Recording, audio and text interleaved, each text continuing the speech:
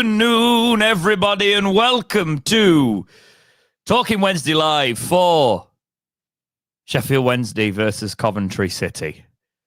It's Dex and Jack here for you today. Jake's pulled a sickie. Weak!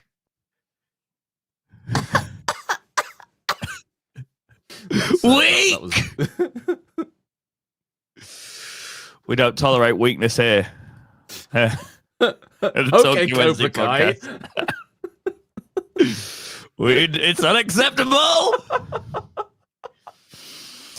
But yes. Oh, Jay De Silva, I really wanted us to sign him, but we couldn't, could we, over the summer because of a certain owner? No, we couldn't. Well, the last couple of years, actually. So this is for audio listeners who might be going, oh, what's going on here? We are live. We have got the...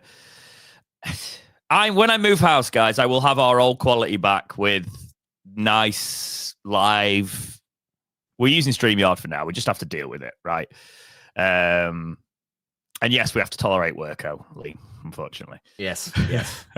Unfortunately, yes. But I will have our nice live, high quality thing back. Rented accommodation. Can't really do much about the situation we're in with the. I'm tempted to upgrade the Wi-Fi, but it's a case of then if I go to like one of those specialist ones, will they have it at the place I buy next year, etc. So yeah, but I do miss my old quality. I'm not going to lie. I miss the old standards of the podcast, especially with the live stuff. But what are you doing, Jack? I'm singing along to Hi Ho Sheffield Wednesday in my head while you're doing the opening spiel right now. I was air singing to. What's wrong with that? What's wrong with that? It's a good song. Are you all right? Yeah. I'm trying to cheer myself up about Wednesday related things any way I can at the moment. I'm trying to find the joy in the little things, James.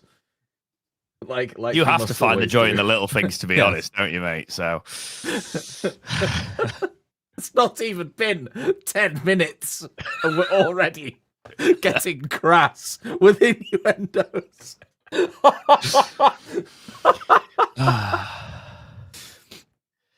But yes, we are about to kick off. I was kind of hoping that I'm kind of hoping when this whistle blows that the players will just walk off, but I don't think they will. Let's see what happens. Sheffield Wednesday are playing Coventry. This is going to be a watch along and a normal podcast, so we're going to talk you through sort of the game, but also talk about the podcast related stuff. No, we're playing. We are playing, so we'll see what the fans do. Yeah, we obviously talked today about fans going to go on the pitch. It's a very empty Hillsborough, I must say. There was something about like 10 minutes into the game or something was what I've read on social media somewhere. Yeah, that's what they were. I'm just trying to see if they've got the organisation with like the stewards and the Rozzers. Well, they've got little yellow signs from what I've seen on X, formerly known as Twitter, just saying, "Please keep off the grass." It does look like people are going to get ready for it as well. Oh yeah, that looks like Derby police presence in the corner. Have you seen that? Oh my god, yeah. In the corner of the north and the top. Yeah. That's not a standard. No, that is not level of police presence at Hillsborough, unless I'm just paying attention to it because I'm paying attention to it. But no, that seems overly excessive, actually, in that corner. What do we think, chat? Yeah. Because I've been to Hillsborough, obviously, many a time. We've done many a watch-along, and I've never really looked for the police presence specifically. But when I've noticed it like that, maybe it's because there's not many fans to, like, and so shroud it. It's quite noticeable, but that looks a lot more. That looks like Derby levels. Yeah. It's interesting. Oh, my God, yeah, there's a massive crowd of... No, that's way more than normal. It does look like it, doesn't it? Way. How has he afforded to pay those? He hadn't. It's freebies, isn't it? South Yorkshire police deals and all that. Yeah. Well, it's funny. The cop crowd seems to be slowly getting closer and closer to the bottom of the stand. For people still asking about Simon, it's on Jake. Yes. We've conceded already. We've already conceded. from a corner. Nice. Woo! Yeah. Right. Skip it. 8 minutes early. Get on. To be honest, I kind of think I understand why it's being done and why it's being organised, and if people want to do it, then that's their prerogative, but know that there will be consequences to doing that. No, I'm all for it now, Jack. I'm sorry. I'm not going to encourage it, but I'm all for anything I'm not like pooh-poohing it or anything. I just mean it's very understandable why. I can't legally say that I'd encourage it. Be prepared if consequences happen if you do it, you know? Oh, yeah. No, but I think that's why it's like the thing in numbers, you know? Yeah. You're going to go. If I had a season ticket, would I partake? I couldn't possibly say legally binding. But I think it's quite clear as well. All Chansiri cares about is the money. He doesn't give a toss about if he's actually upsetting the fan base or if he's, you know. The stewards they're already moving. He doesn't give a toss about any upset in the fan base or anything because it's his toy. He sees it as his toy, and if you want to buy it off him, then you've got to pay full maximum price for it and nothing else. Nothing else counts. He just does not give a toss about any ill will that he's given to even the players. Like these stewards are getting a scrum ready. Yeah. This is bizarre to watch. It's very dystopian, that, actually. Because these are stewards, right? Yeah. I know you're doing your job, but you're not being paid, lads. Yeah, exactly. Although they are agency. They are G4S agency staff, rather than... Do you know what would be a laugh if they joined in? Yeah. They looked like they were going to stop them, and then they were on with them. Yeah. I know I'm saying this through smiles and stuff, but I'm just... Jack, I have to, because I'm fed up, mate. I'm fed up of what's happening to my football club. By the way, Ernie Weaver, I know this is a little bit all over the place, disjointed commentary, whatever, but Ernie Weaver, like, there's rumours to be Premier League clubs sniffing around him already for, like, January time. Same with he's just Brown. At this time, he's just made an absolutely incredible block with his knee that looked very dangerous. Yeah. Or it looked like his knee anyway. Could have been his chest. But yeah,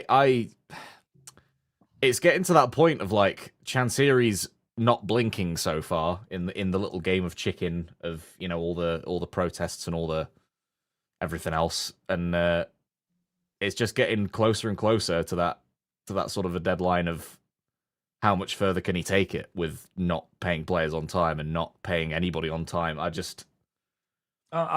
just got ridiculous now, man. And also, if you are someone that's not been paid multiple times, take him to court. Yeah. Tribunal.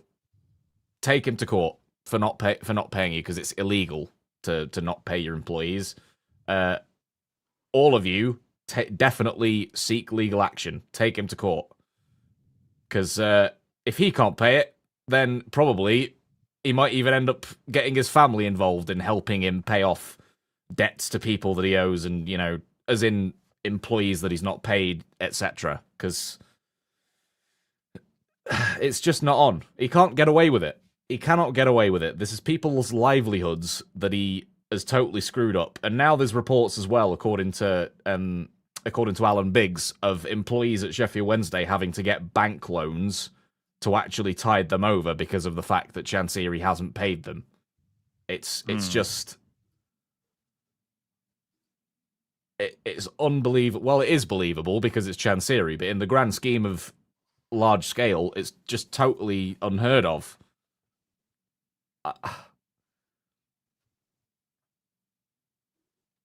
And then whenever all the trouble starts brewing, like, you know, from his own actions, he just runs off and hides and doesn't say a word and buries his head in the sand and runs away to where nobody can find him. It's ridiculous.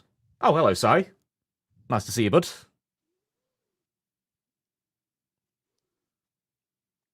But yes, if you are an employee of Sheffield Wednesday and you have missed, and you have been unpaid or underpaid or whatever else, take that man to court. You have a case. Right hand side cross here from Wednesday. I'm watching this with intent because we're coming up to 10 minutes. Oh, yeah. Sorry that I keep waffling, by the way. No, keep going. Keep going. Yeah. You're allowing me to look at things. I've missed the Jack waffle. It's Mate, my job, I talk 5 days a week now for about 4.5 hours. I'd rather somebody else do the talking for a while. Because, like, yes, the protests are working, but the biggest protest that is working out of all of them is starving that man of income via not buying things at the ground, not buying merchandise. That is where that side he gives a damn about. All of the fan base, he couldn't care less. Oh no. I just accidentally pressed something on my soundboard. I don't think it was heard on the thing, but there was some very funny little elevator music suddenly going off because my cable caught the pad. Afternoon, Louis. Rum Punch Man says cameras always cut away from pitch invaders. There won't be anything to see. We'll see. We will see. I think the planned people coming on the pitch and everything will be too great a number to actually cut away from. Like, you won't be able to avoid it. Oh, Barry Bannon. Oh, that was filth. Sorry. Yeah, the little outside of the foot the volley pass. There. Like, oh my God. I bet you somebody will say and stop talking over each other today. Because, Jack, when you and me are on, there's always a little bit of latency. Even live, you can tell. Like, and people are like, it's so rude. I'm like, right. But you do realize we're not doing it on purpose. Yeah. We just did it again. Yeah.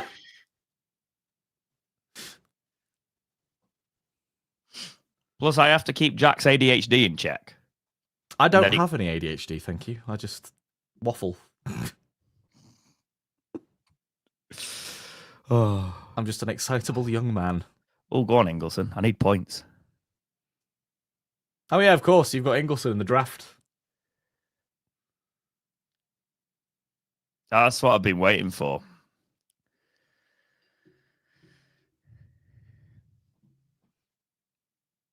I think Jake's very clearly got the strongest side out of all of us this year.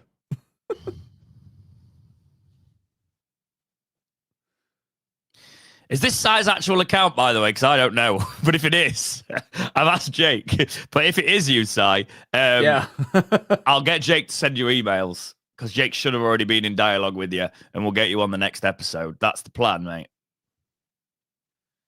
Oh, Bannon. Almost. It won't be live like this. We'll do a pre-record and then it'll go up. Yeah. Yeah. Because if it was live, it could be chaos. But this is more of a scuffed, less professional watch along. I'll actually do my normal level of edit and normal podcast. Putting effort in rather than just firing up stream. It's so expensive now, man. Because I was looking at I wouldn't actually be able to. Oh, hang on. 10 minutes. They're chanting, but I don't think some of them are going to go on the get out of a club. Yeah. Are we going to see anything interesting? Are they going to show the pitch? Have they started? And good on Sky for highlighting all the fans singing in full voice about it as well.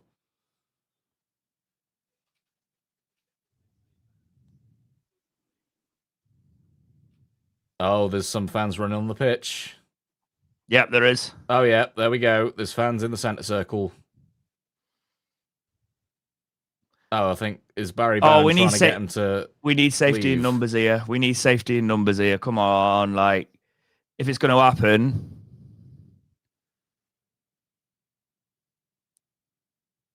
Oh, is this Jake being lying to us, saying he's getting you on and he's keeping it all for his chat? Oh, right, okay.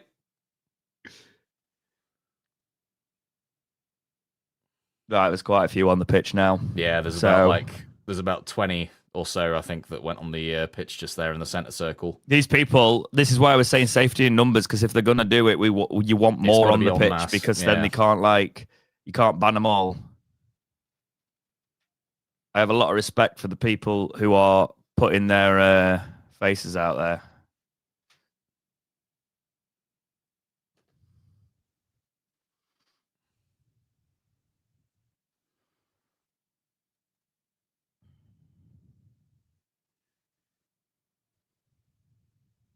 I can't believe it's had to come to this.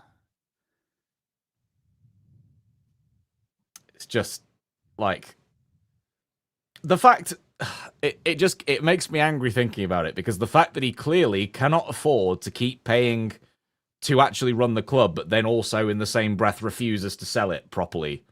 Or also fair play from Sky for not cutting away.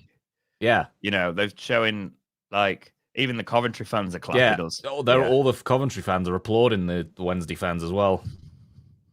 And I think I saw a load of stuff on Twitter before the game about how they're going to join in singing "Gout" of their club with the, you know. It's just like he just can't keep clinging on like this. Like, well, he can try. Is what he's doing, but it's got to get embarrassing though, Russell. Like, we got to do something. There's nothing else we can do. Yeah, unfortunately, there's a lot of the protests like this where they're singing for the Sky cameras. Yes, a lot of the mainstream media are listening to that, but Chansiri himself, I don't think he gives a toss about No, but what's going to get the headlines? This. Yeah. Fans on the pitch. Yeah. Games disrupted. Mm-hmm. And do you know what? What the next steps of this probably are? You escalate this to the point where the game can't continue is what I think was the plan. Yeah. It's not about him caring. It's about the EFL literally, because all the EFL, like, in terms of their EFL power, have said, haven't they want us to complete our fixtures. Yep. This stops that happening. That's all they give a toss about. It's peaceful. Nobody's hurting anybody. Yeah. All they're doing is standing on a pitch. Yep. You know.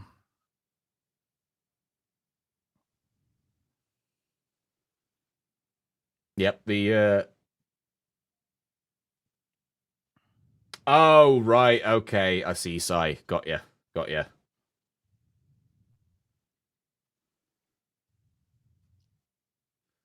Yeah.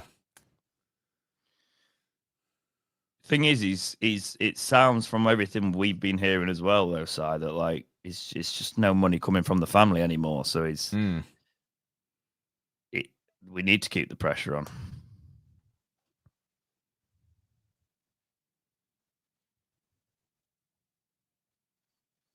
Okay, so this has been going on for a few minutes. Yeah, so it's still there's going to be quite a bit of added time on, obviously, at the end of the first half. Because can I just say I've got a lot of respect for the people who have just risked lifetime bans doing this and possibly will get them. But I will say that lifetime ban won't be long if these things sort of succeed and Chansiri is out of our club, because any new owner, first thing you do is you unban everyone. People. Yeah. For people that are standing up for the club.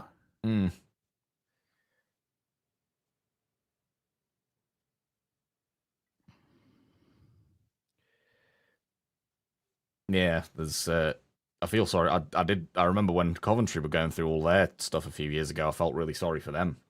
Yeah, because I think, wasn't it this season that they've only just been able to actually own their stadium for the first time in like after their stadium was literally built for them. It got they've only just been able to buy it. Yeah. Well, there's talks about, because didn't Mike Ashley own the Coventry Stadium? I think so, yeah. There's talks about people wanting him to buy ours because it's a way that you can get some owners in, and then Ashley owns the stadium. And it's not great because you're in debt to the stadium, but then it's at least out of Chansiri's hands. But again, that could be frying pan fire. Yeah. Well, I saw something, I don't know how, obviously, grain of salt. I saw it was Twitter, but I was keeping an eye out on it on that day that it was the deadline that Chansiri had to pay off the stadium mortgage stuff.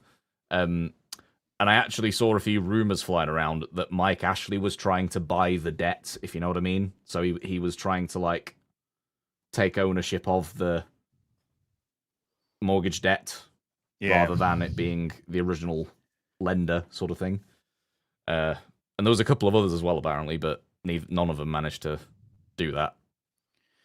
So this is Si, by the way. I've just confirmed with Jake. Oh, so hello, Si. Nice. And hello, Si. I'm going to send Jake a load of dates, Si, that I'm not working. Well, or I can sort out, and we'll sort it with you. And in the next week or so, we'll get you on the Talking Wednesday podcast. There you go, comment section. Okay, it's going to happen.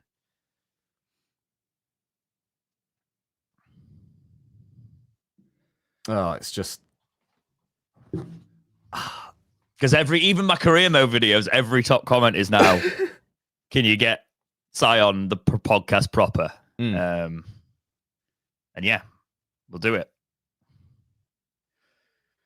The worst part of the whole thing is, Dave, did you see the pitch invasion? Of us, isn't it? Yeah. We've just had a pitch invasion, Dave. I don't know if you jumped in and saw that. Yeah, it is the waiting game, mate. It's the fact that like it's waiting for the points deduction and being like, we kind of just want it now. Yeah. I like what we're going to get into. We have got a document sort of roughly together. I obviously wanted to run the first sort of 20 minutes of this, to just talk about what we were seeing, but I'm kind of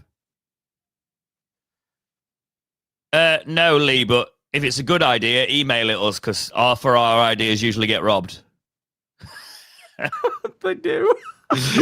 I talk about something and then someone else does it. Yeah. That's a fun time, isn't it? Yeah. Remember those days? Yeah. Like, really, when I was like, doing new things and then everyone else started doing them. I got busy. Again.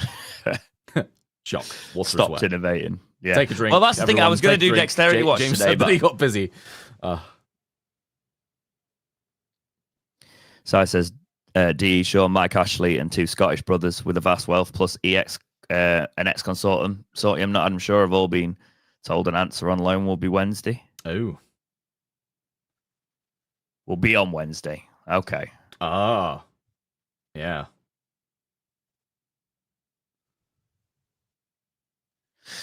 Right.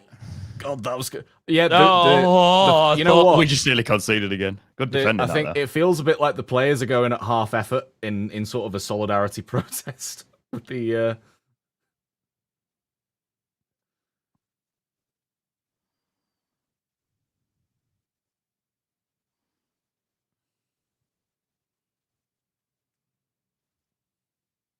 How does he miss that, by the way? He just needs to, like, they should be 2-0 up easily. Oh, yeah. Max Lowe. By the way, I've got Max. Yeah, he did. Yeah. But Russell says, I bet Max Lowe has been paid in full, though. He should be. He's turned into a right centre-back. I'm not going to lie. Like, he's the left-back and probably our best centre-back at the minute.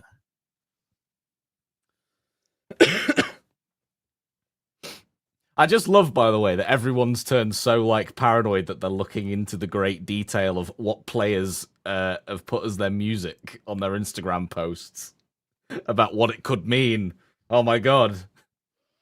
I know. Liam Palmer put a photo up with a music song called "Change." A music song, because he can't get anyway. With a song that was titled "Change," and everyone's like, "Oh my god, what could it mean? Could it mean this? Could it mean that?" Oh. And it's just, I just find it quite funny. That's the current way of things. But and yeah, I also don't understand how people can continue saying, "Oh well, us not putting money in doesn't really do anything." Bloody blah. I don't get that. Why they still bang that drum? But it's because it's quite evident that it does actually do something. Well, it is. No, the protests are working. Like, people are going, we knew this, because the thing is, Chansiri was talking all Bannon corner here, caught by the keeper. Yes. But he was talking, Chansiri, about keeping, if fans put money into the ground, we'll sort of like have he's managed to try and convince the staff that it's our fault. And it kind of is in a way, in terms of like recently, because Chansiri's literally been relying on all the fan revenue to pay the bare minimum costs. Without us, this would have happened a lot sooner. But then he still acts like we don't put anything in. But then do you remember when he had that stupid quote saying, if every fan gave me 100 quid, 20,000 fans, that'd be 2 million, that'd be HMRC sorted, those sort of things. It's not normal from an owner to say this stuff. No.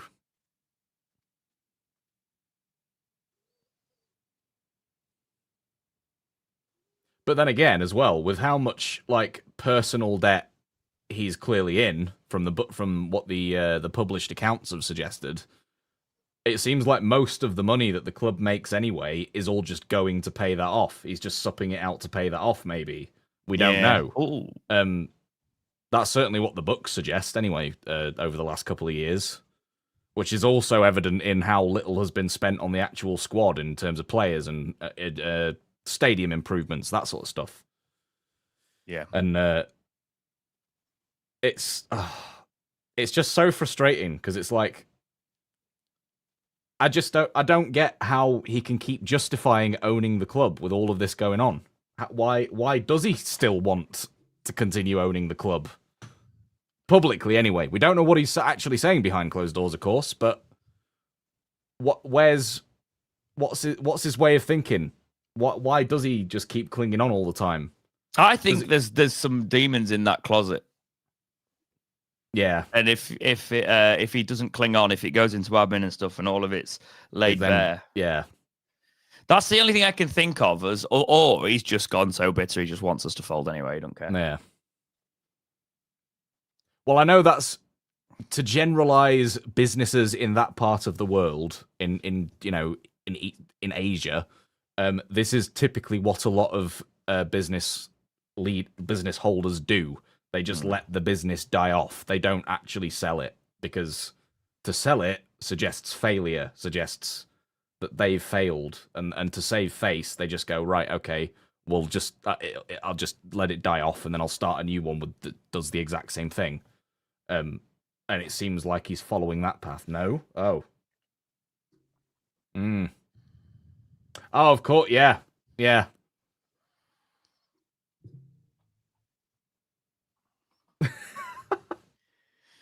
You side. Don't do any of this in the chat. We will save it for this. Yeah. Trust me. We will.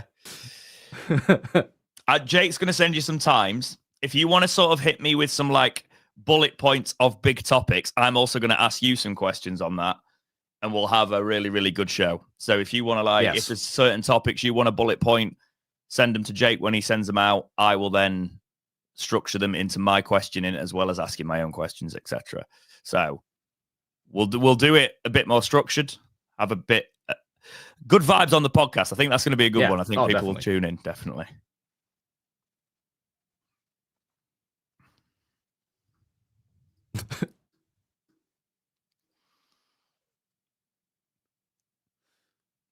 Coventry will win this, by the way. It's so obvious. Like I thought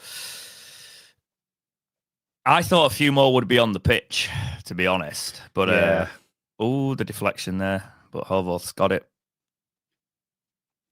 So the topics we were going to talk about, we'll talk about the Birmingham. This is going to be a bit of a backwards podcast. We'll talk about the Birmingham game probably just before the second half. We'll come back. Oh, look, that's a player that Darren Moore really wanted us to sign. Asante. That's playing for Coventry.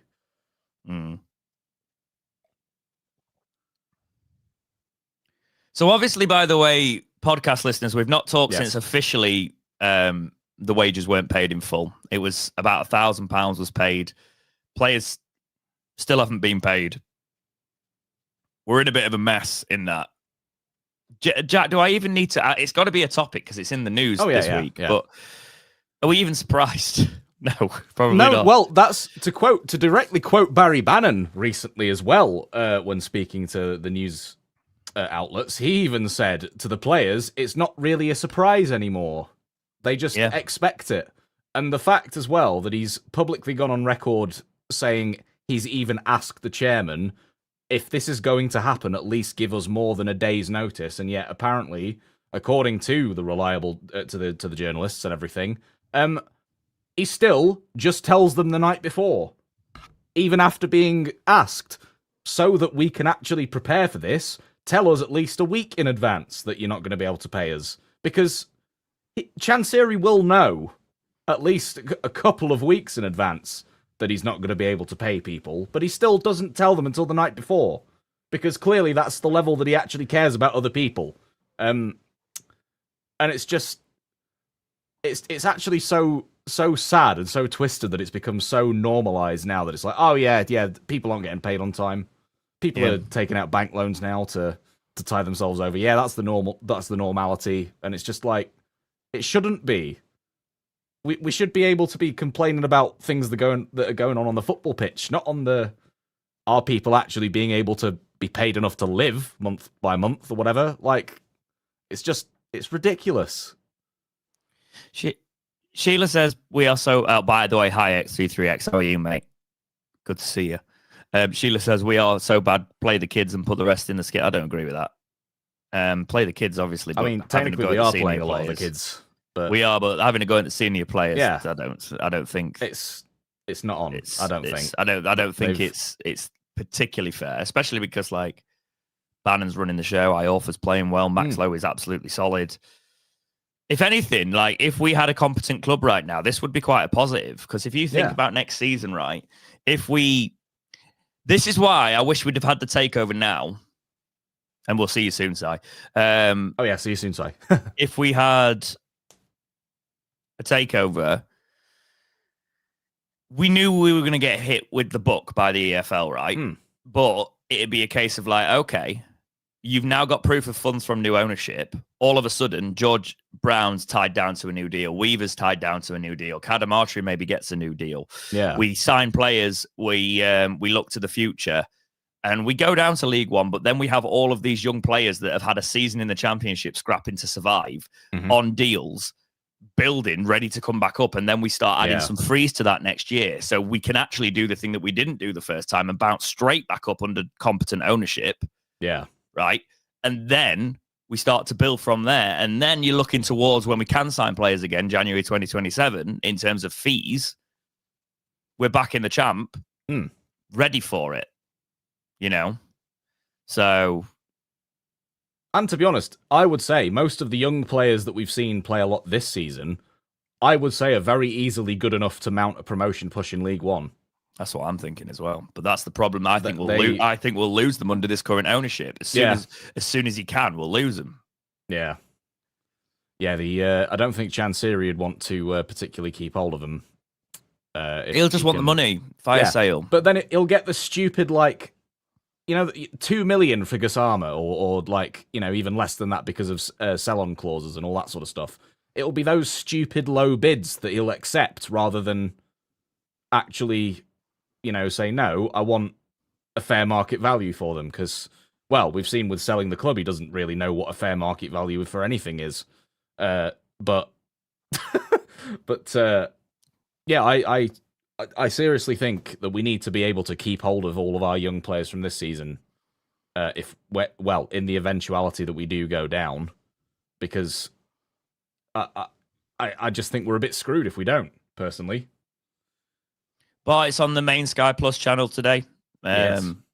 X33X, it feels for our Wednesday situation. Unfortunately, though, it is going to be a case of he's going to have to be forced out, and it's the EFL can't do it. It has to be this new regulator, right? Bannon's on the corner here. Bannon's had a trim as well. The only reason that the EFL were able to force out the Reading owner, oh my god, that was close. Yeah, the only reason that the EFL were able to force a sale of Reading is because their owner quite literally broke the law back in China. Chansiri, up to date, has not done anything illegal or breaking the law that anybody knows about. So there's got to be something with the HMRC, though, right? Like, people get done for so much less, and he's like had HMRC problems every single year. But he's always paid it off eventually, and that's the thing. It has always been paid off. So because it's then been paid off, it's not really no harm, no foul. But if I miss my tax, return, right, I'm sure I'll be in trouble. Yeah. Make it make sense, Jack. It's rich people, They there's a different law for them, and it's one rule for them and another one for everyone else. Unfortunately. Also, just briefly, Harry Amass has been incredible for us so far this season. He's gone in January. Yeah. Unless there's terms in his deal that he literally can't be recalled. No, he's only signed up till January. Yeah.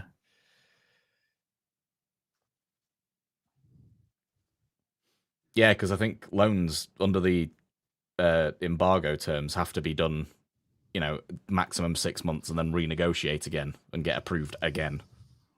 Let's go around the grounds. because somebody just put a score in chat, so I'll tell you the rest. Tottenham are beating Leeds 1-0. Who scored that? Because I've got Tottenham players in my FPL. Who assisted? I put Richarlison in because I was like, let's see how he gets on, and of course now he's been quiet again. It's Blackburn 0, Stoke 0 currently. Hull are beating Sheffield United 1-0. Oh dear. I've got the little flash update on the Wednesday match, which means I think we're about to go 2-0 down because Coventry are on the attack. Yep, we are. We're 2-0 down. Oh, good. There it is. That's so poor from Horvath, by the way. He stretches. He needs to stretch a bit further.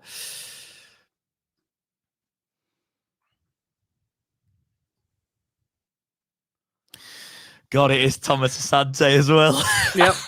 Who, again, Darren Moore really wanted to sign. And the rumour is that Chancery said no. All right, okay, Lee. Yeah. No, he will have done. He'll have said no. He'll have said no, because Pacquiao's got someone better that's, someone that he's got on his books, and Pacquiao possibly that is allegedly. That is allegedly, Yeah. I mean, it's allegedly correct. It's allegedly, but also suggested heavily from what Henrik Pedersen said this week in the presser when he said that. Jack, just say allegedly. It can be true. Allegedly. It just means it covers your ass. Yeah. See you later, X23X. Have a good day at work, mate. The whole system's just rotten in it. Yeah. 10 minutes left in this half, mate, and I'm already like, do I just go and play FIFA now for the rest of the day? It's like the goal went in and I just felt nothing. Absolutely nothing. It's gone. It's gone. That's why I was like, because when Jake phoned us this morning, I'm joking. Yeah, I'm joking. When he said he's unwell, I was like, well, do I just do a dexterity watch? But then I was like, no, because I want to do the podcast in one, because I don't want to. This sat Bannon. Oh, go on, Bannon. Use the thunder. No. I didn't want to do two different things for this because I'm sick of talking about him. Yeah. You know what I mean? Like, I was like, no, this will be the podcast as well because I've had enough at the minute. But this is the thing. The players are out there trying. We've had fans trying to do something. Yeah, Russell, I bet you any money, though, when we get our points deductions, they'll still say mind the gap, even though they're still below us. Yeah. You know what? I think they want to wait until near the end of the season. No, they want to do it when it's going to destroy us. Yeah. If we look like we're going to survive, guess what's going to happen? There we go. Points deduction. Yeah. Yeah. Which I would rather have this season, unless we are surviving. If we get relegated anyway, the worst thing they could do is do it in League One, because I don't know what I'd do in that situation, mate. I don't know if I could literally talk about Wednesday every week, because I'd be so angry with the EFL at that stage, because that's on them. And I don't get why they're not giving the points deduction now. Because he's appealing every bloody charge. So he's kicking the can down the road. Oh, yeah. We're on the attack here. Ingleson, go on. Stick that back at net. I'll have the points on our draft. Give me something. Because at the minute, Jake's running away with it. He's got the best players. Jake's basically just taken all the players I would take. Yeah. He took my top scorers from last year. I was like, you git.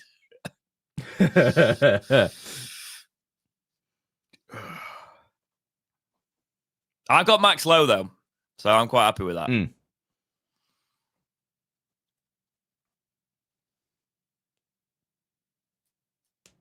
I hope as well, if we do go down, we keep Henrik. Oh, we'll keep Henrik. Yeah. Like, and even under the new, to be honest, under the new ownership, I hope we keep Henrik whenever that happens, because he knows how to build a proper football club system. I am not even thinking about, it's so far beyond it. I'm not even thinking about managers. I'm not even thinking about systems. Yeah. I'm not thinking about the football for the first time ever, Jack. You know, I'm usually analysing the football, looking at all of that, but now I'm just like, can we just pay the wages, please? Yeah.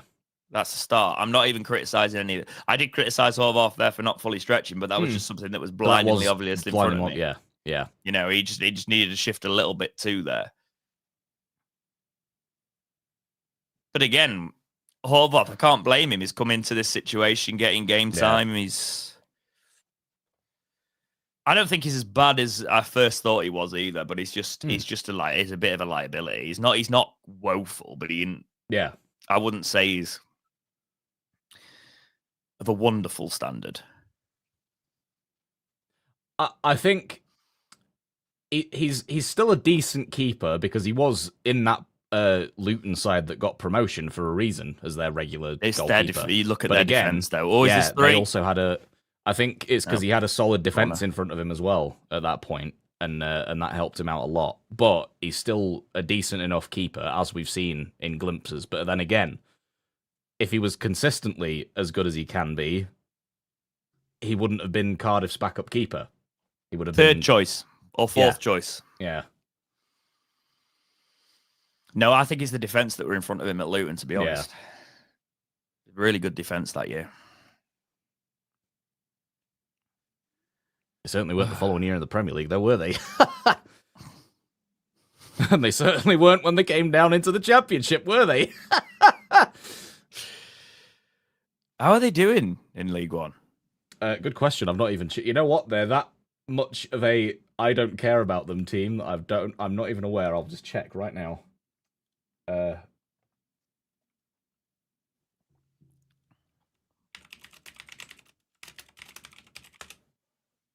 a mechanical ass keyboard, that.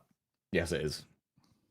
People always ask if I'm using a typewriter as a keyboard, but no. It's just a very, very clacky one.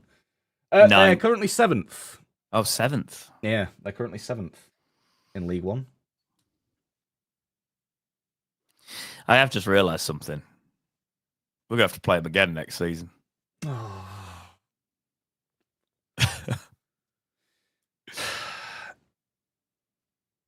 Their ground's horrific. I've been there once last season, and it was not an experience I want to have again. Honestly, good grief.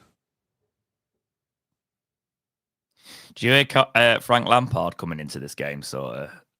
Not really. Yeah, what every excuse under the sun if they don't win. Yeah, I do think he's a decent manager for this level, though.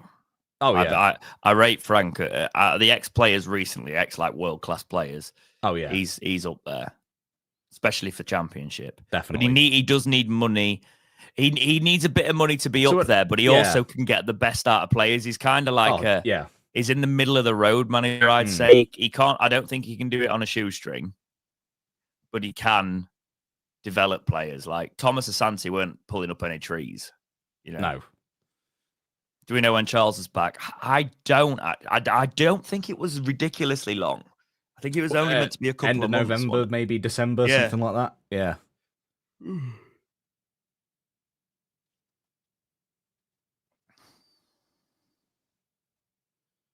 Leeds equal. Yeah, but I think he needs to be at a club where they will happily give him a proper backroom system, like a sporting director, all that jazz, and they're going to actually do that with give him that support system. I don't think he's of the ilk where, say, Danny Raw was thrust into with us, where he had to do like everything, like Steve Bruce of old would have done. Sorry to mention the Judas's name, but you know that sort of a manager would have come into a club like us and been able to actually carry that burden. But I don't really think that Lampard's one of those that can do that necessarily.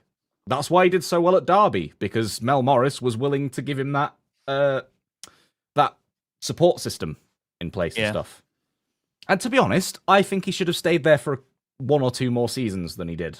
I think he rushed into that Premier League job at Chelsea way too fast before he was even ready.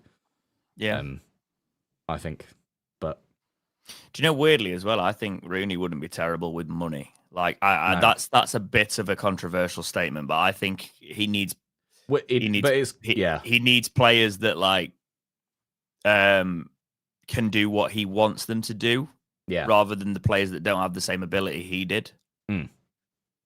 He definitely needs someone that's very much a tactician, like a tactical freak, to call what Henrik called himself when he signed for us 2 seasons ago. Fix the Megastore sign. Oh my god. Where's he got the money for that? I can't believe that. That's hilarious. But yeah, I think, well, Lee Gregory said it recently that the problem Rooney has is that he's got all of these tactics in his head and all of these ways of playing that would be amazing. He just can't communicate them to the players very well, and he's not very good at putting that across, and that was the fatal flaw. And I think that's kind of what undid him at Plymouth and even Birmingham as well, to be honest. Because he's not had that right, sort let's of bring you a live article really from the Star. This has just gone up. Everything we saw as Sheffield Wednesday fans stormed the pitch in protest against Deshran Chansiri. Sheffield Wednesday supporters took to the pitch in the Championship. Exasperation at the state of the club under the spiralling ownership of Deshran Chansiri. Owls fans have staged a number of protests in recent months, ranging from matches to sitting out the early stages of their season. At Leicester City, the actions have garnered media attention. No, come on. A social media account emerged earlier this month encouraging disgruntled supporters wishing to up their expression of anti-Chansiri sentiment to make their way onto the field to sit in the Hillsborough Centre Circle with the hope of getting the match abandoned. The same account stressed the importance of a peaceful nature to the protest because of the country we live in, I assume.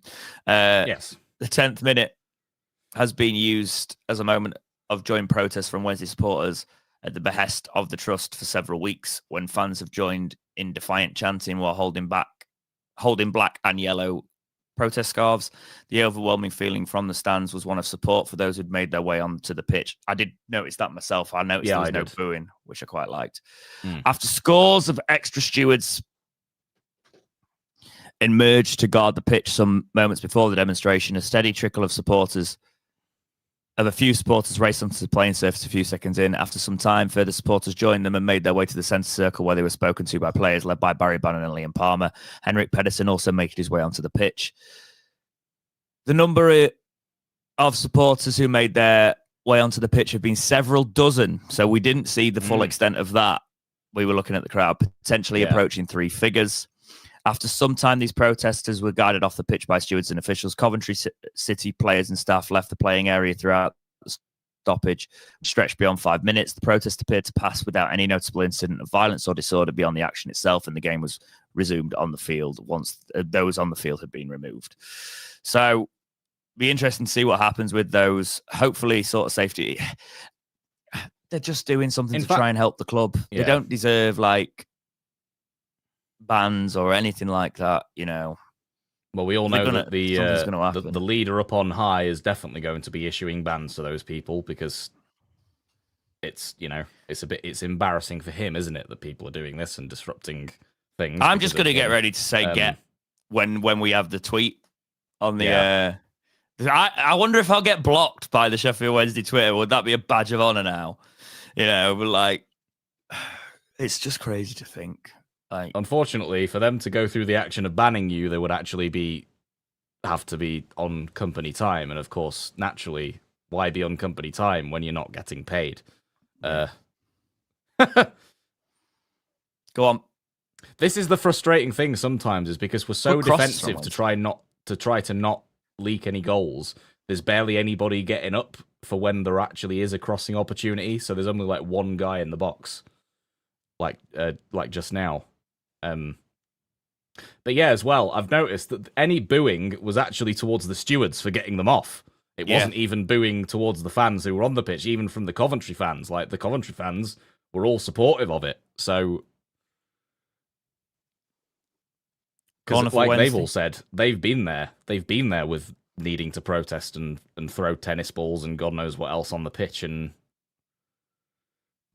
Eddie says, my friend who supports Shrewsbury got banned on Twitter about blocked on Twitter for speaking about the owner.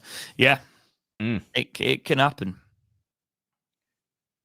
especially if the owner's got a complex. Well, yeah. Christ, you're right on the money about that with our owner. Jesus. Exactly.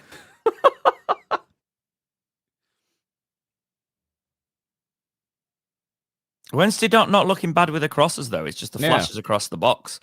We could have had a couple here today. We've not been woeful. Like Coventry, just clearly a better side, but yeah, playing wise, to be honest, we're just really missing Chalobah. I feel in the centre of midfield. Yeah, midfield's been a little bit light. Obviously, Bannon's doing all the running, but yeah, that defensive breakup, and obviously just getting on the end of the chances. Really, yeah. Was that offside? Is that really offside? Mm. Iorfa's doing some runs today, man. Be interesting to know what Barry and Liam were saying to the fans. Yeah.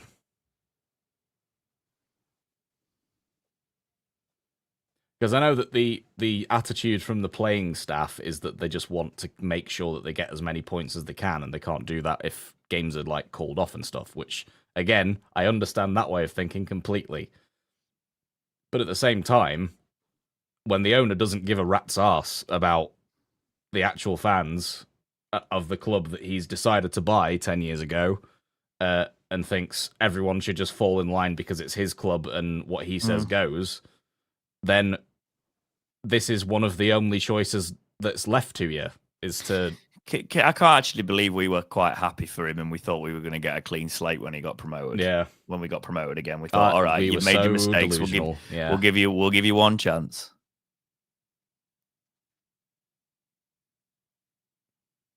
We'll give you one more chance to get it right, and then it literally immediately within a month it started to dismantle it. Yeah. Optimism is where it gets you. This would take Coventry to the top of the league before the rest of the matches are played today. I'm not going to read that, Jack, because that would have to be a lot of allegedly, but you never know. Yep. I've got many theories myself. And people are allowed to have the theories too. Because honestly, a lot of practices that seem to be in operation by the owner financially suggest many things. And clearly money's not being put back into the club. Otherwise, if it was, people would get paid on time. There's quite I've just been sent a photo of quite a lot of the people on the pitch. Good number. There were a lot more than the broadcast suggested then. Nice. Yeah, but it was, yeah. It was at that point.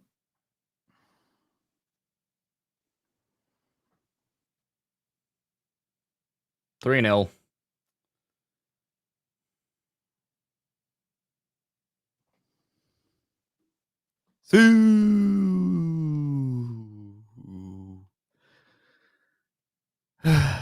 Which I think we're screaming for offside there. Yeah, there's 3 players that are going up furious at the linesman for...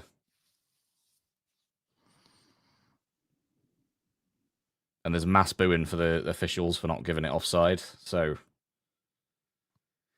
Are we really going to do the second half? Should we just... Yeah, well, we are, but... We are. Yeah, that's offside. That's miles offside. It is offside. Miles offside, because he has the final touch with his foot.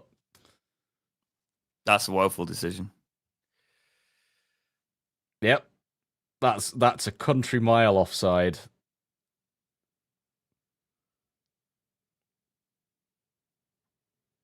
It just doesn't look it in the play, because they shift. Yeah. But when the header comes, much. Oh well. We're going to lose anyway, but... Oh no, if it's appealed, it goes down from 3-0 currently to 2-0. Oh no. It won't be appealed, though. No VAR. Oh no. House MD says, for the club, such an uphill struggle for all concerned. Yep. It's going to be this way for a long time. Until that clown leaves.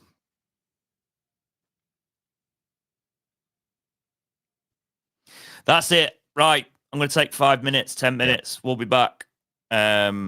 we'll talk about some other topics, and then we will do the second half. But we're going to go and get a drink. Go get yourselves a coffee. Can I put a hold screen on this terrible streaming platform now? We'll find out. If I can, Jack, just mute your mic, and I'll see you in 10 minutes. You git! All of the screens I made. Oh, no, you got to upgrade your plan, of course. Literally, like, what can I even put up? What have I even got left that I can just, like, loop? I've got nothing left. Nothing left. Oh, yeah, exactly, Run Punch Man. What happened to the referees looking up at the big replay screen and then making decisions based on that for unofficial VAR? Do you remember that last season? That was fun. Yeah. Well, load of old crap, eh? Right. I'm weirdly going to have to do the countdown on loop without the sound on. Oh, nice. Sick. See you in a bit, guys. Welcome back to the Talking Wednesday podcast. Here we are. I really hope them fans don't get into too much crap. I really wish more had gone on. Too many people know what could have been. You know, if everybody had gone on. And look, I can't say it because I'm sat at home, but I can also say that I live in the Northeast now, guys. So, like, I would have to put a pound into the ground, which I'm not doing. Yes. To go. But I just wish more had gone with them. G-Nex Samuel, mate. Been busy. Been trying not to think about my football club situation. Yeah. But we are getting ready to kick off for the second half here. Against Coventry. 3-0 down. The last goal was offside, but we deal. Tom, we have had people on the pitch. We have indeed. Rick says the entire squad refuses to play. Give or take. Yeah. I don't think the squad will refuse to play. Now, I get the impression, you know, that the squad could have that attitude of, right, sod the owner, we're playing for the club and the badge and the fans, and we want to. It looked more like it looked more than 30, Jack. Yeah. When I looked at Alex Miller's video at half time, the initial lot, like, yeah, not sure though. It was kind of one of them things where it looked like nobody wanted to be the first to get on, but then once there was enough on there, it encouraged more to get on. To be honest, you know, when they were on there, that's when everybody holding up a scarf should have gone on, in my opinion. Yeah.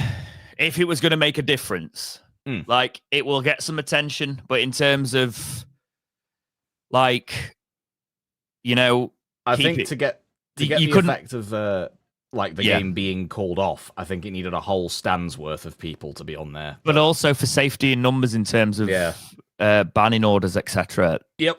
If everybody had gone on, you can't do it all. You got no one. Exactly. So, and Chancery can't have that. They're the only fans that are still seemingly going, and most of them are season ticket holders, probably, that bought them last season. It's just a terrible situation to be in. I've got the utmost respect for every single fan that was on that pitch.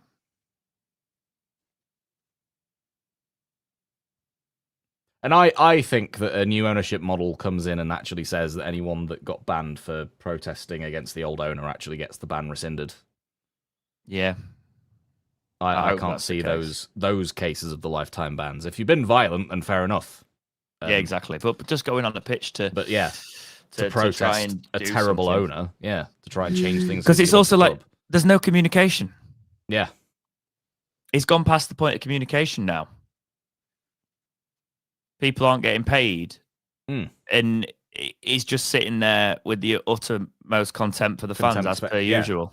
But the thing is, it seems to be contempt for the players that aren't the captain as well.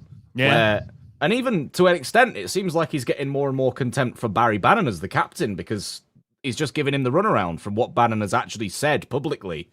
Right, let's talk about that then. The same dismissive sort of runaround answers. So Barry Bannon's been doing some interviews this week. The Yorkshire Post's article is as follows: Sheffield Wednesday captain Barry Bannon's Deshfon Chansiri admission and points deduction view.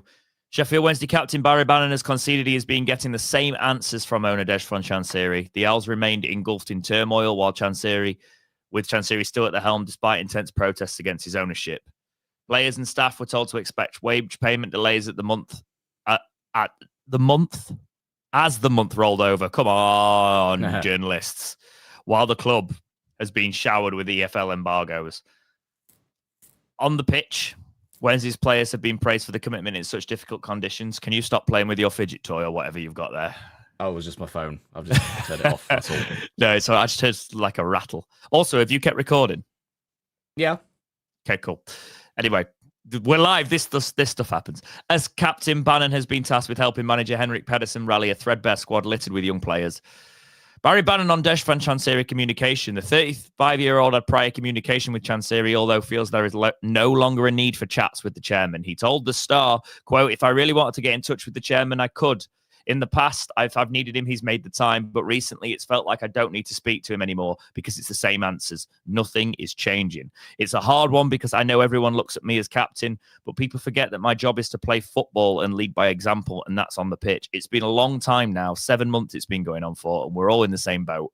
The boys knows that the answers aren't there. They're always the same.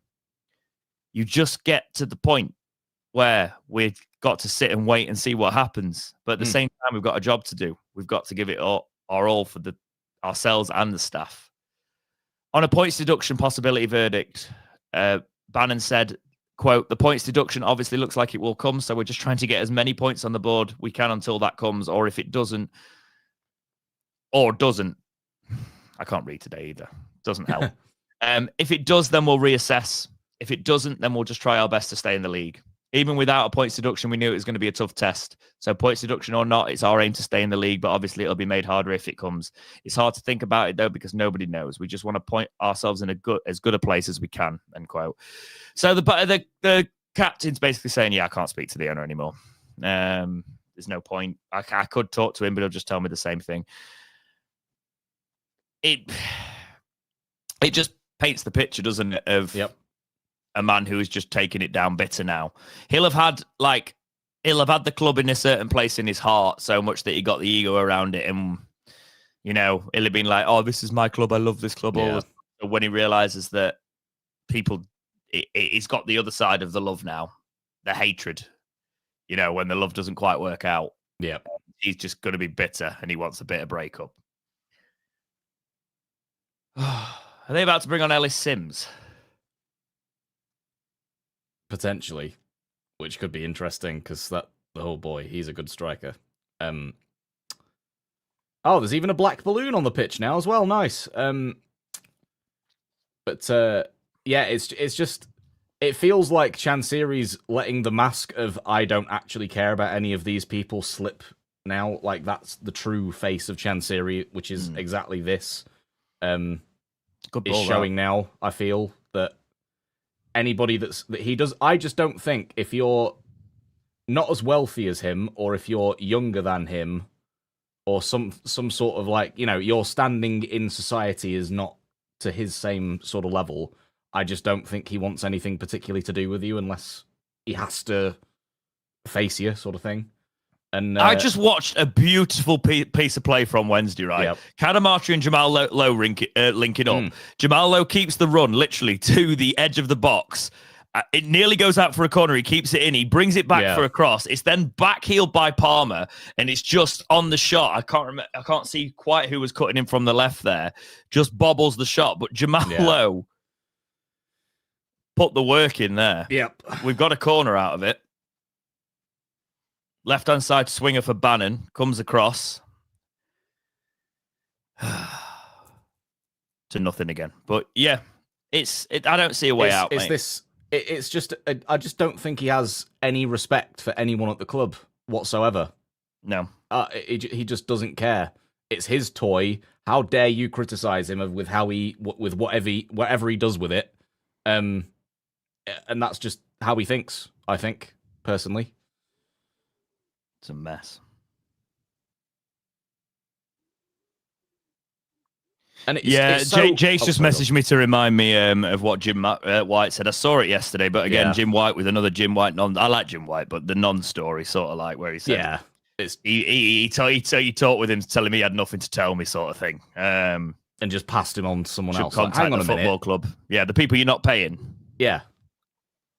The people that are already overwhelmed fielding questions dealing with your crap that you should be answering for and resolving, but you're not, because you're just running to wherever the hell it is and hiding away to not actually face up to the things that you have caused and not take any of the responsibility for us being in the ringer. I was trying desperately to think of other words that weren't swear words.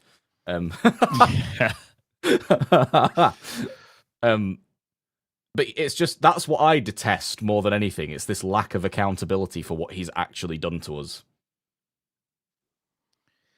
It's also talking about trying to. I think we've got a lot of damage limitation talks this week as well, because Pedersen was talking about, the likelihood of them striking and things. He sort of kind of dodged it, but when he's had like conversations about what it would look like, some players having extra days off, reduce the training, depends where they are, etc. Because at the end of the day, these players now could just go, I'm not coming to training, I'm not getting paid. Yeah.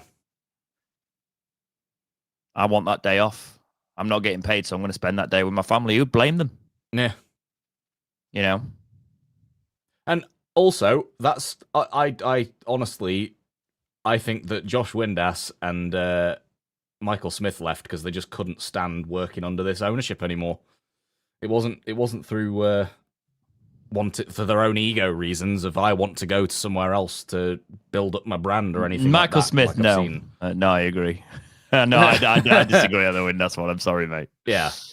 Well, there was that allure, but that's why it was Wrexham. I think Windass wanted to get away from Chansiri and his antics, regardless. But I think that's why it's Wrexham that he's gone to, as the extra little cherry on top. But some players.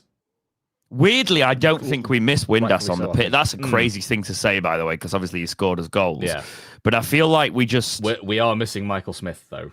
Definitely. It is another option, exactly. Yeah. But with Bannon now, it's more like Bannon's got the flow, because Windass sometimes then tries to take the I'm the man Bannon thing. Yeah. And I just feel like we're seeing these youngsters come out.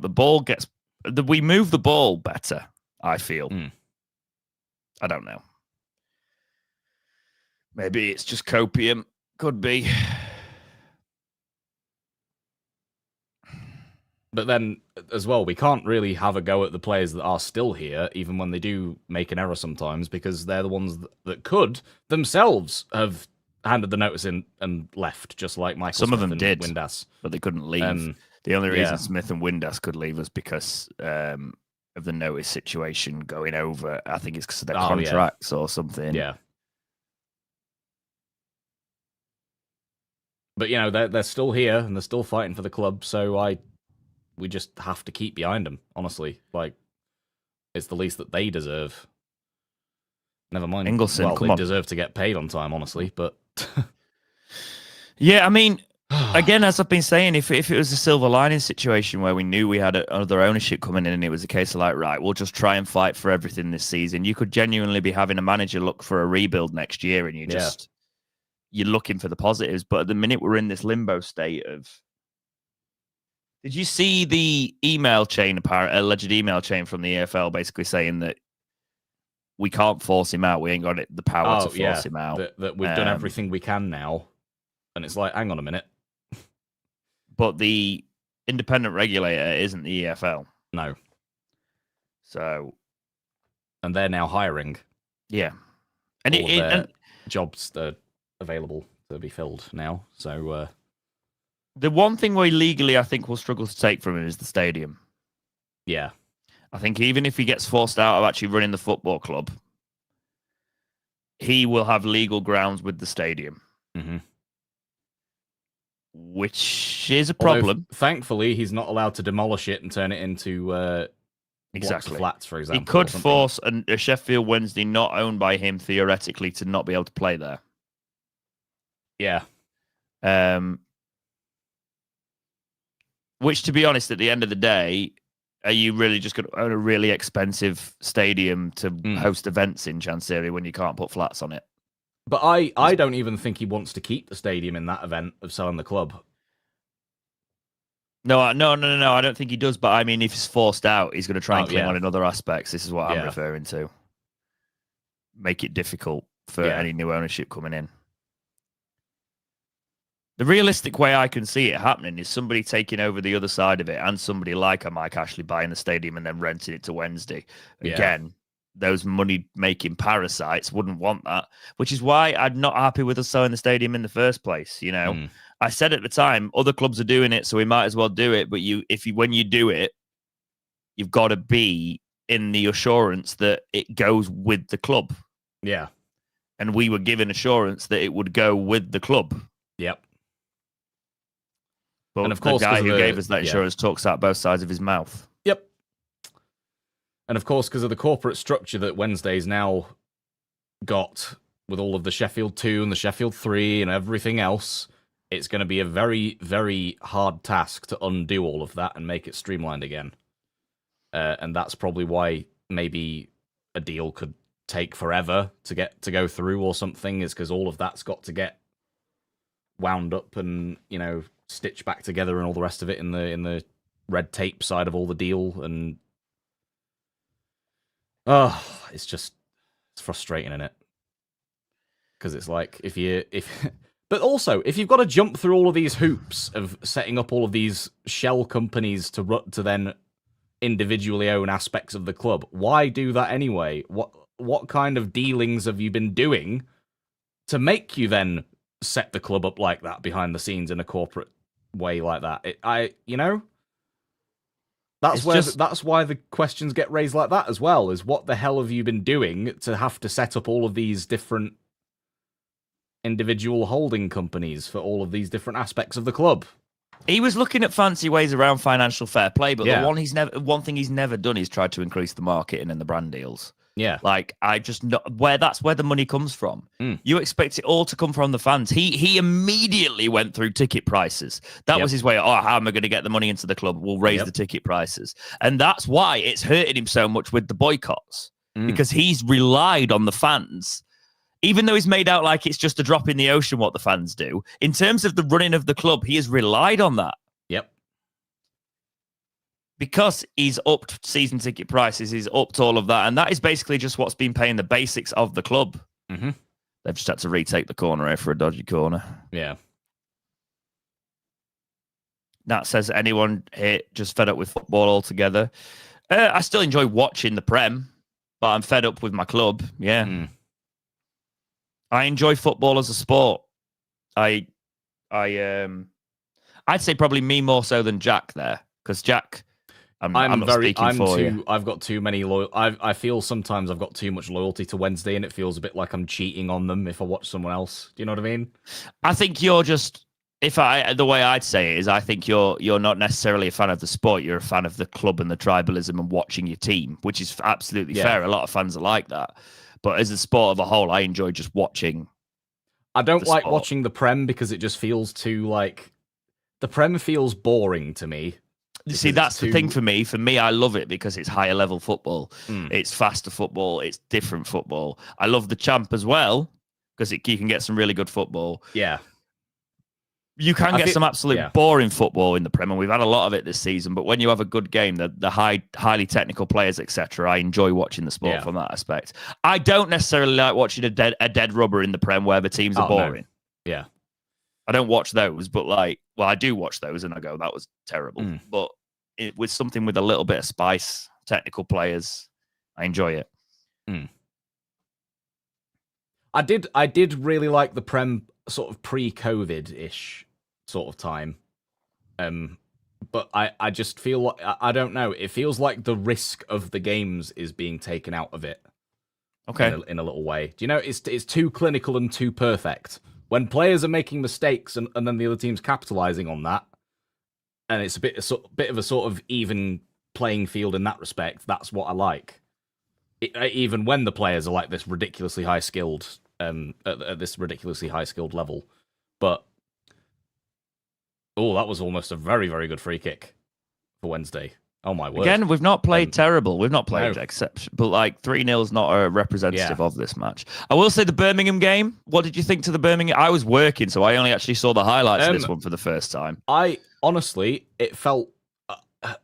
I was amazed at how well we played, and it's kind of it feels really nice that we keep consistently playing as well as we do, even when we don't get the results, and despite the circumstances of like all of the youngsters that we have to keep playing. I won't lie, because it looked like we were going to win. I was then absolutely fuming when we did concede the late equalizer. But in hindsight, the ref probably went on a little bit longer than he should have done.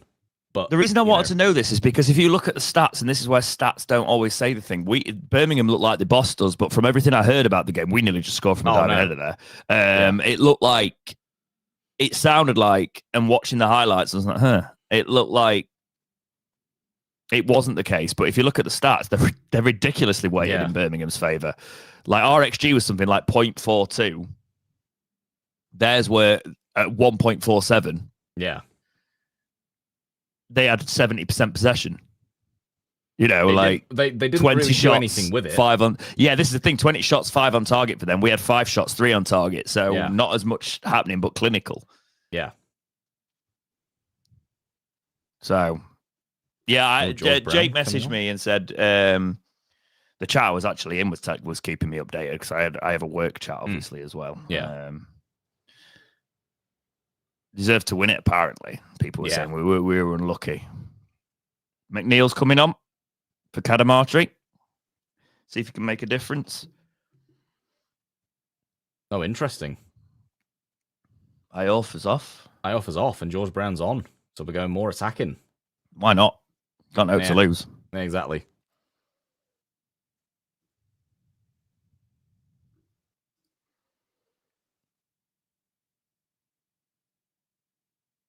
Right. So, where are we on Team of the Week? I know we've got some players in there, that's all. That's what I wanted to talk about as well. Trying to distract from the 3-0 score. Oh, yes. Excellent. What's the latest one? I know Bannon's in there. I'm waiting for an inform, basically. Oh, team! I thought you were talking about like EFL Team of the Week, but you're on about FIFA Team of the Week. Oh, okay. No, I am. EAFC I am. Team of the No, I am. Oh, okay. So Bannon's in the Championship Team of the Week. Right. Which is cool. Let's have a look at... Ernie Weaver probably could be making an appearance in Team of the Week, maybe. I think in the EFL, we had a few. Yeah.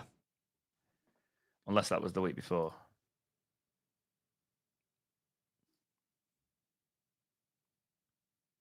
I'm just trying to find, like, where can you find all the Team of the Weeks?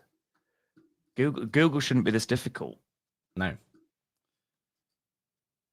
Do I have to go on Who Scores Twitter by any chance?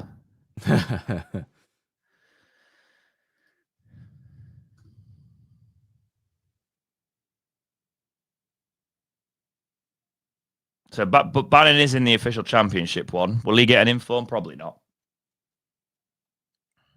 Especially when... Can you imagine if they do an inform Ernie Weaver on FC26? You see, the thing is, EA are so lazy, man, that they'll only do it with players they've already got like stats for informs, which is why I'm always looking for like Bannons and Windasses. Yeah. They're probably the only players we're ever going to get informs of now. Obviously, Windass isn't our player anymore, but he's still in the game. For Wrexham specifically is why I think, he's due an inform. Yeah. He's doing very well for Wrexham, actually, so far. Although, do you think that Phil Parkinson's going to last for all that much longer? Because I personally don't. I think that he's going to be gone before Christmas and they're going to end up signing Michael Carrick as their manager, personally. That'd be very Wrexham. John says, hi, lads. If I had the money, I'd buy Sheffield Wednesday Holdings and build a new stadium in Owlington. Chin up, lads. Football teams don't go bust. Just the directors. Chin down. Dallas Sims. Eddie says, I was on Ugbo going another season without a championship goal. Because he's in my draft, that's nailed on. That says 3-3 incoming. George Brown hat-trick incoming. Well, I had to sort of like... I could have put George Brown in, but obviously he wasn't even in the thoughts. Lads, you know what I meant Ugbo? I meant George Brown. It's just a slip of the tongue. It happens. But yeah, Bannon's in the team of the week in terms of, let's see what but he won't be in the EA one because EA have already put their team of the week. So, womp womp. Womp womp. Ah, yeah, they just carved our defense in half there. Yeah, that we're talking about EAFC and FIFA here. That was a sweat goal, literally back post tapping. Yep. Love it.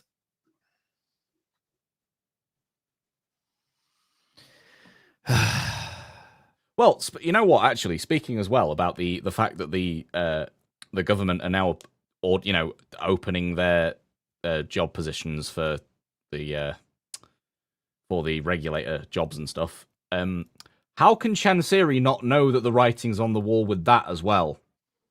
Is he that deluded and that high off sniffing his own farts that he doesn't even realise that the regulator is going to come in and take the club off of him, so you need to sell and not prat around with potential buyers or whatever else he might allegedly be doing? You know? Like, how can he not see that the end is in sight of his reign? So either get out now and cash in. The biggest narcissist about. Yeah. Cash out now, or get the club taken off you for practically nothing.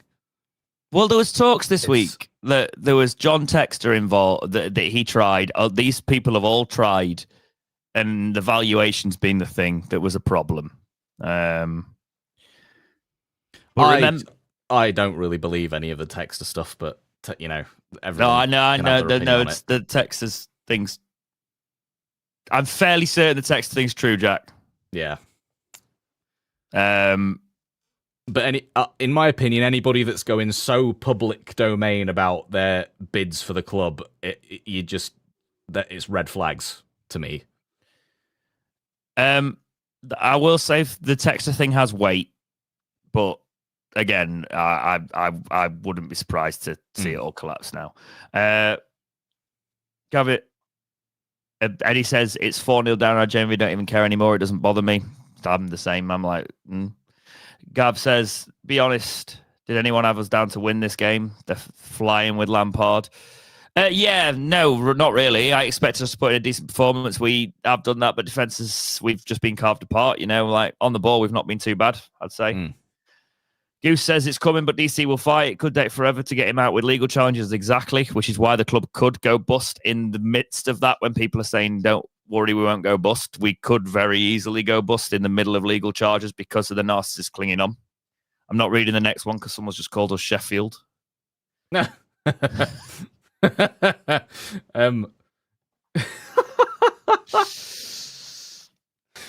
Yeah, however, think of the fact that he uses his family's, like, the lawyers that Chansiri uses are his family lawyers. They are not his specific lawyers, and the costs to fight against the regulator would then also be put onto the family to pay for the lawyers to then fight it.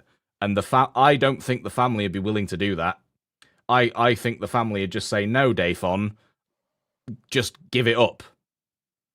You have no case against it. Give it up. Because the evidence as to why he is an unfit owner that is even in the public domain, let alone whatever might be lurking in the shadows, we don't know what that might be. The evidence against him to this point that's in the public domain is enough to get rid of him. I think we can get him out as the owner. The assets are the problem for me. Because it's like, what is the thing on seizing the assets? Because he's diverged the assets to different companies, Jack. Yeah. Which is where I'm slightly concerned. And then,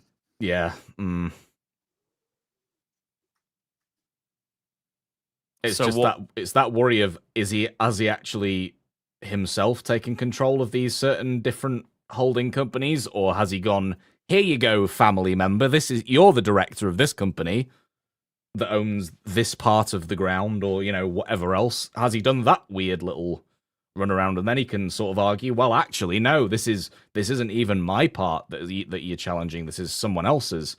This is what I'm kind of a bit worried about in that sense. But if he does fight this in a legal battle, that will stretch on, it will be a very costly thing to do.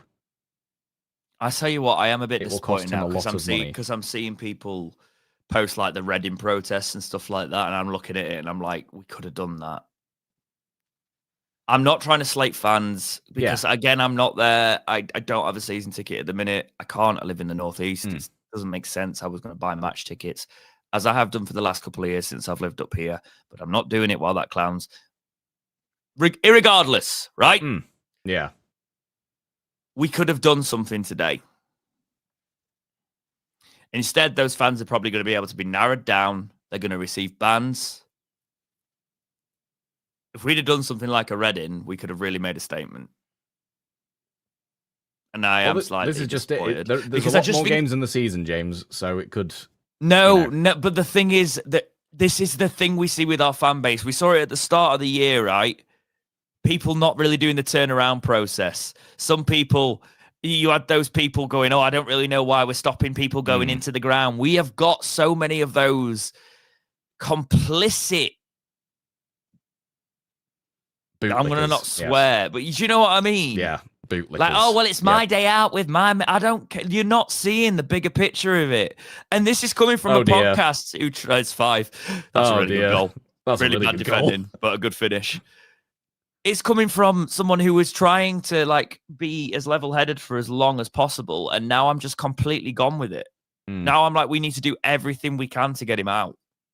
And I'm in a position to just say that. That's my position now, because anything else for me to get involved would be including putting money into the club, which I'm not going to do.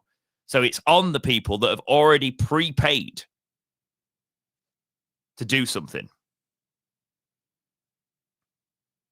Also, what I can't understand is why people are saying, they're supporting the protest by getting the black and gold scarves and all the rest of it, and are then still buying a pint from the concourse. Yeah. And people are if you want to get a pint, go to the pubs that surround Hillsborough. Don't go and get it in the ground. It's also not hard to take a little bit of liquor in. You're then both supporting local businesses, and you're not supporting Chancery. If you still want to be getting a pint with your mates or whatever at the match, go before the game to a pub that's near the ground. Yeah. Simple as. There you go. Who says I think the most would be on the pitch, aren't in the ground, in the ground is the boycotting, etc. But that's what I'm saying. The people that aren't doing that, I'm like, the ones that were holding up the scarves, they should be on the pitch. But they're too timid. I think there's a lot of people that are scared of getting that ban, and they don't realize that if enough people understand that, but the thing is now you have guaranteed the ban for the others. And that's what's disappointing. Because it started happening, if you all who were doing it, clapping, supporting, I understand if you've got your kids there, you're not going to do it right, by the way. I'm not saying that. But if you felt that strongly,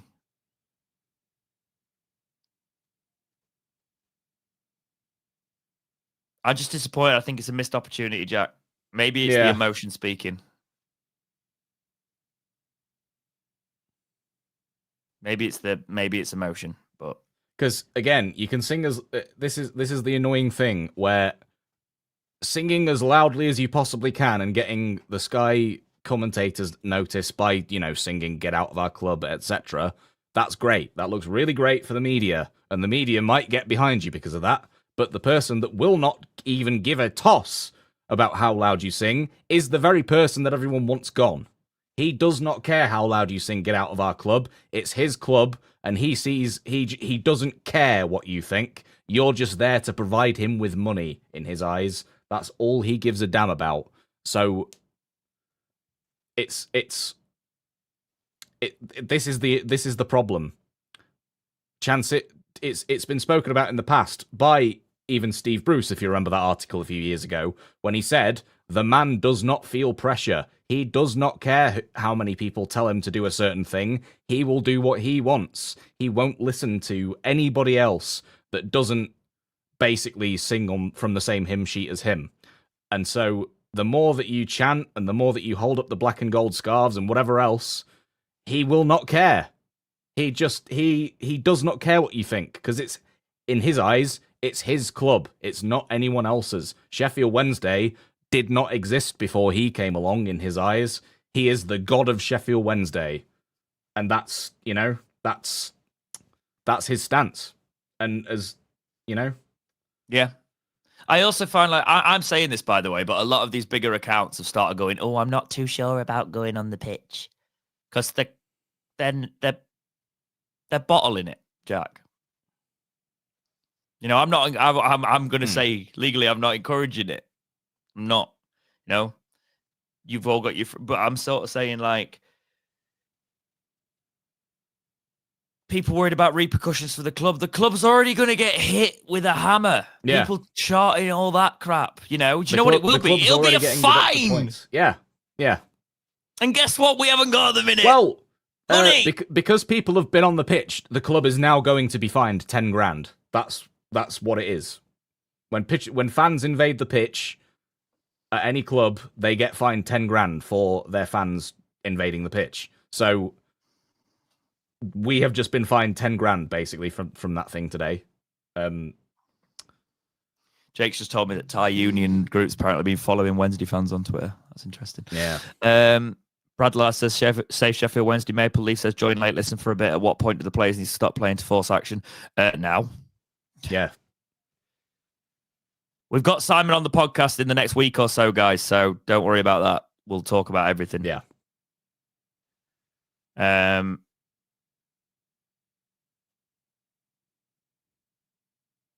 Would I do it, Gav? I probably would now. And because I always said no, because even when we could have gone on the pitch, Jack, do you remember for positive things? We didn't because our faces are on the podcast. But if I was a season ticket holder, I guess I'd make a statement of doing it. Because then I'd be banned for just speaking out. And I've obviously got quite a public face with Wednesday. Not like the most well-known sort of thing. Yeah. But and also, if the players are kind of worried of if we down tools or we refuse to play and that sort of thing, what's he gonna do? Not pay you? He's already not paying you. So what have you got to lose by refusing to play? I'd do it for the content and the memes. I'd be like, this is me getting spoken. This is me getting banned. This is me. Like one of those AI generated Bigfoot videos when he's running through the jungle. This is my idea of a nice day out. Gary Ball on the pitch. Oh yeah. I think something's wrong when you can't speak out against your own club getting ruined, Yeah. And then there's a debate on it.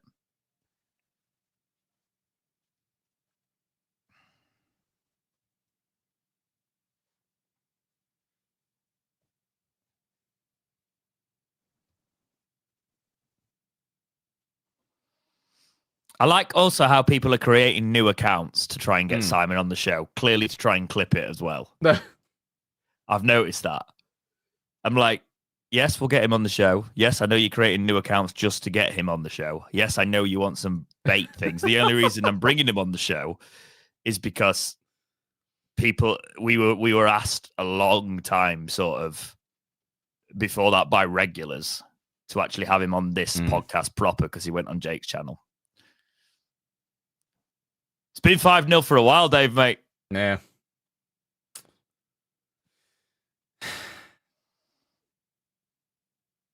Maple Leaf says, would have been great if the stewards just refused to remove the protesters from the pitch. Yeah, but unfortunately, they're agency staff. They don't work for the club, so they're just doing what they're told. They don't care.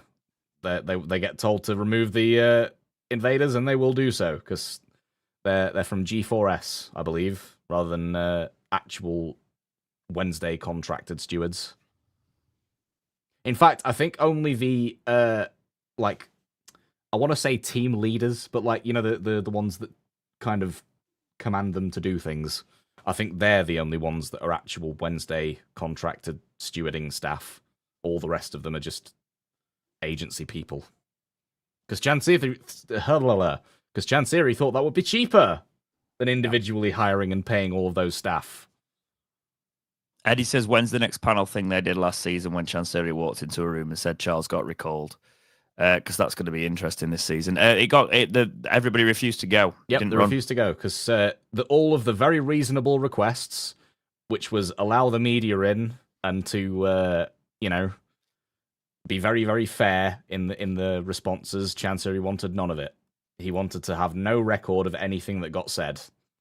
I think they did actually ask Wednesday till I. They said, "Oh, we want it as a condition that the trust has Wednesday till I die to film it, etc." Things like that. I'm not saying this because we're a different podcast, etc. Like, but I would have preferred that to be BBC Radio Sheffield. That'd have been my only thing because there's a bias in there necessarily that we all on these podcasts. I wouldn't do it because we all have our opinions, whereas BBC has to have an impartiality, so it would be the best way to put your foot forward. That was the only thing that I'd have thought would have been a good way to film it. Get the BBC in there, do it properly.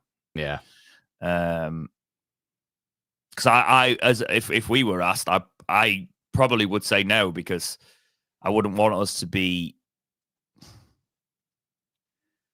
I don't know, in a weird way profiting off it views wise as well. You know. Whereas the BBC can do the impartiality job. Yeah. I think probably it's because Chancery mainly refused to all of it because he doesn't want to be held accountable for things that he said. Goose says, I think they wanted Rob Staten. They asked the questions mediate along with the Fans Association. Yeah, it was a different thing along with the trust, though, Goose. There was a couple of different things. Yeah, I think, they did want Rob Staten as a part of it, but then I think the trust said something about it being live stream or something like that. I might be wrong.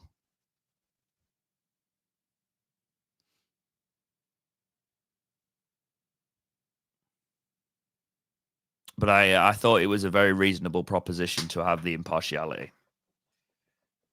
And I think the supporters' trust have got a good relationship with Wednesday Till I Die anyway. And that's probably why they said, can it be them that film it and live stream it or whatever?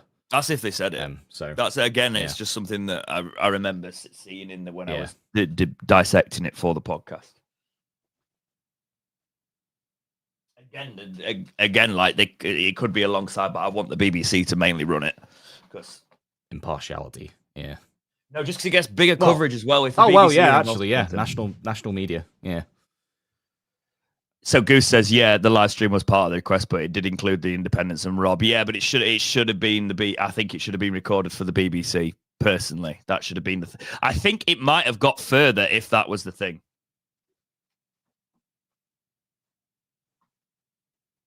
But not really. Let's be honest. But again, Chancery said no to all of it because. He just thinks, well, it's my club, my meetings. You do what I say, rather than. And he knows for a fact that people will hold him to account for what he says, and he doesn't want that. Because notice how he really hates when people bring up the fact that he himself said, if there's someone better and you want me to sell, I will sell. Direct quote. Well, it's interesting because a long time ago when all the protest things started, we were invited, and I didn't even notice it in the message requests. That never got off the ground, by the way. But it was gonna be like every single podcast, every single trust was going to be involved. That'd have been interesting to see how it played out, but there was too much infighting from the start. That's why I was like, we can never agree on anything in this bloody fan base.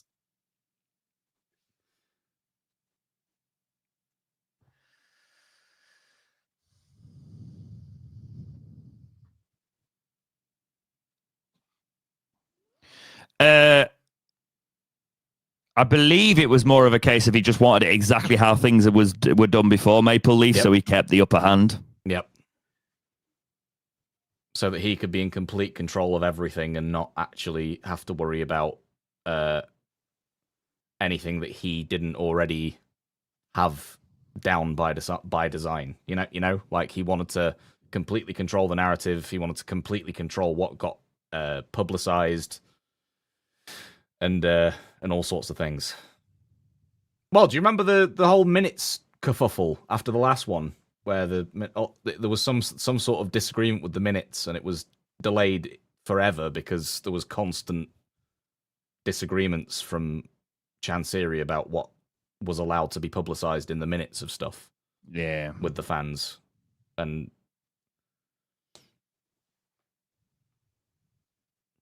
yet, funnily enough, he doesn't agree with PR, but then won't allow anything that is seemingly bad PR for him. But then remember, he doesn't care about PR. So it's like, what is it? Which one is Ugbo's it? coming on, get me a goal, lad. Gavin, legally, I probably shouldn't say anything like that nowadays in this country. Yeah, agreed, Si. Agreed. Complete now. I think Jamal Lowe's done quite well today. 5-0 down. He's done a lot of good runs. He's been sharp. Yeah, he's a complete narcissist. Oh, Jamal Lowe's done really well today. Sorry, just that cutaway from the man's a complete narcissist. Oh, Jamal Lowe's done well today. He's not an narcissist. Well, I don't know. No. I don't know the bloke. I don't know enough about the bloke. Yeah. Go on, Ugbo. Big goal.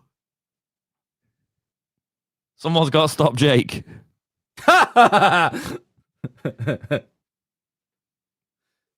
Should have made fastest a long time ago. Tell you what, corner after corner here Wednesday. Body's on the line, trying to get something back. However, goal kick now.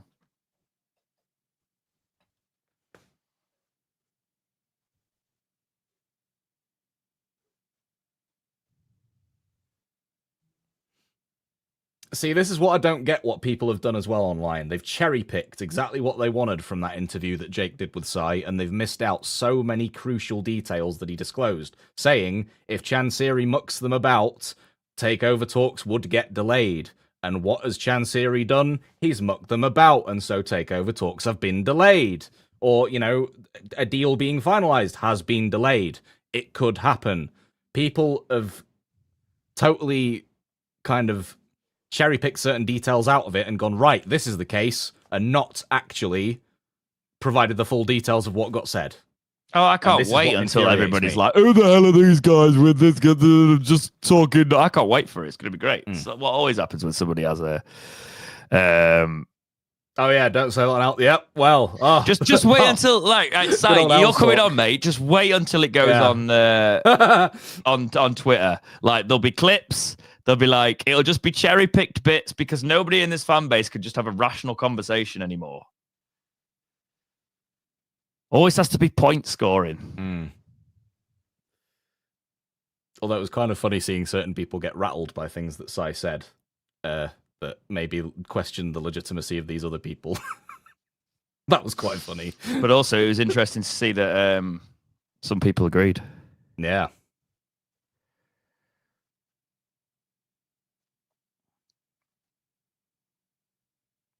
I can't believe we stayed watching it. I have got no emotions. Why are we I feel no nothing. emotions. We're 5-0 down. I feel nothing. Same. What? When did it become this? Oh, Ugbo. I mean, if you'd have hit that a good mile lower, that'd have gone in. A mile lower? Yeah, he was leaning backwards and... Yeah, it's gone over at stand. I just feel for Henrik. I feel so much for Henrik. How was he supposed to salvage anything from this entire situation?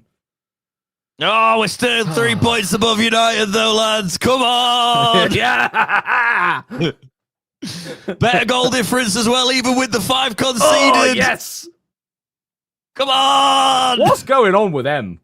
How have they got the players that they have, and yet the rock bottom of the table? Their team on paper is ludicrous. unreal. It's unreal, isn't it? And yet somehow.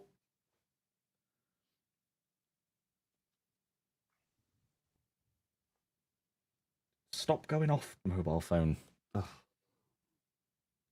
I'm on aeroplane mode now. There we go.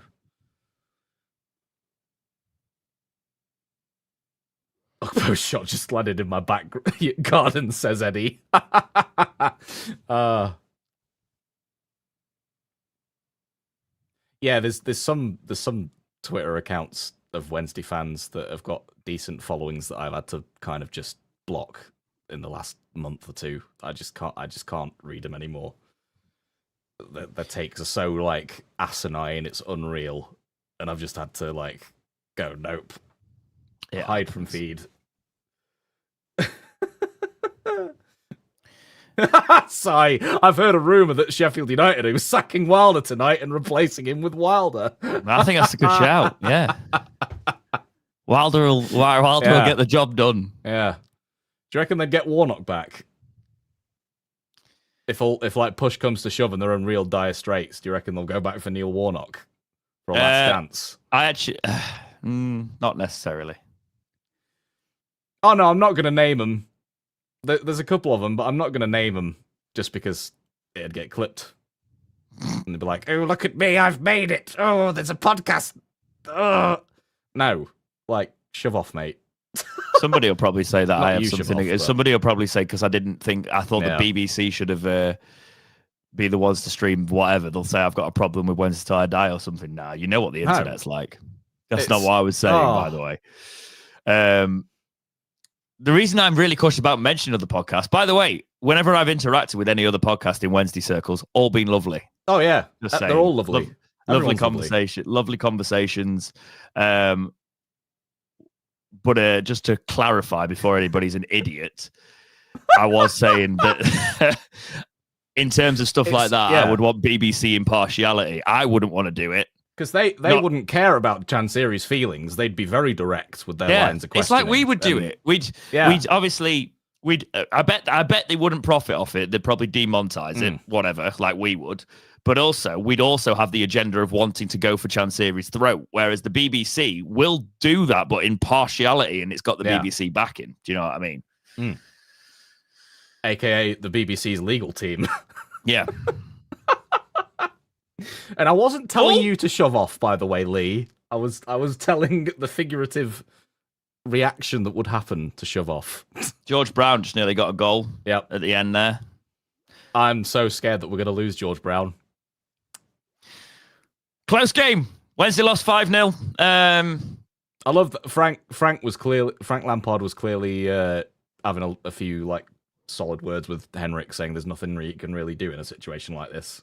Yeah, exactly. What I will say is I don't feel anything. It's all a mess. I really hope I'm not reading stories shortly that banning orders have come down thick and fast. I'm sure I will be. We'll have Sion, yes, soon. Next podcast. I'm sorting it. That will be the next podcast that we do. So I'm going to leave it there. I'm going to go and play FIFA and do a career mode for the rest of the day. So yeah, what are you doing for the rest of your day, Jack? I've just got to finish off some voice acting things. I've actually joined a Warhammer Dungeons and Dragons group. Nerd. So I know. I'm going full nerd. I'm going full nerd. Yeah. It's quite intimidating getting into that though, because there's just so much like backstory stuff to it now at this point after it's been going so long. So it's it's a lot, but it's Maple Leaf says, don't forget to hit the like button. Just because Wednesday is a mess doesn't mean we shouldn't support our mates. Thank you very much. Yes, guys, do that. That's appreciated. And Eddie says, nerd alert, indeed. I can't say that. Nerd alert. I now literally talk collectibles 5 days a week. So, but there we are. Warhammer is a little bit beyond. But guys, thank you for joining us. Let's see what happens over the course of the week, as we always do in the world of Wednesday. Things... As it in the ancient text, woo, child, things are going to get easier. It's going to get brighter. I was kind of worried where you were taking that quote there, but... Take care, guys. We'll see you in the next episode of Talkie Wednesday. See you later.